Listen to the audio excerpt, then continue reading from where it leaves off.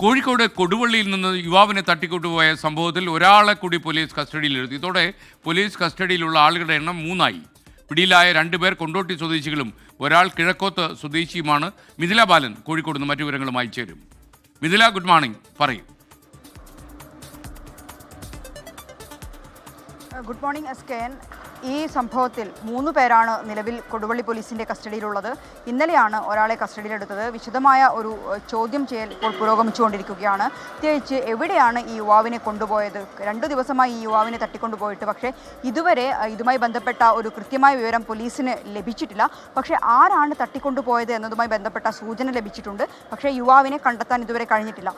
സഹോദരൻ അജ്മൽ വിദേശത്തായിരുന്ന സമയത്ത് നടത്തിയ പണമിടപാട്, അതാണ് ഇത്തരത്തിൽ അനുജനെ തട്ടിക്കൊണ്ടുപോകാൻ കാരണമെന്ന് കഴിഞ്ഞ ദിവസം തന്നെ വ്യക്തമായ കാര്യമാണ്. ഈ പണമിടപാട് സംഘത്തിൽപ്പെട്ട ആളുകൾ വീട്ടിലെത്തി ഭീഷണിപ്പെടുത്തുകയും ചെയ്തിട്ടുണ്ടായിരുന്നു. തട്ടിക്കൊണ്ടുപോകുമെന്ന് തന്നെ ഭീഷണിപ്പെടുത്തിയിട്ടുണ്ടായിരുന്നു. CCTV ദൃശ്യങ്ങൾ പോലീസിന് ലഭിച്ചിട്ടുണ്ട് ഈ കാറിൽ ഈ സംഘം യാത്ര ചെയ്യുന്ന. എന്നാൽ ഇതുവരെ ഈ യുവാവിനെ ഇതുവരെ കണ്ടെത്താൻ കഴിഞ്ഞിട്ടില്ല. തട്ടിക്കൊണ്ടുപോയ യുവാവിനെ കണ്ടെത്താൻ കഴിഞ്ഞിട്ടില്ല. ഇതുമായി ബന്ധപ്പെട്ട അന്വേഷണം ഇപ്പോൾ പുരോഗമിക്കുന്നുണ്ട്. ഇതിനിടയിൽ ഈ 3 പേരെ ഇപ്പോൾ ചോദ്യം ചെയ്യുന്നുണ്ട്.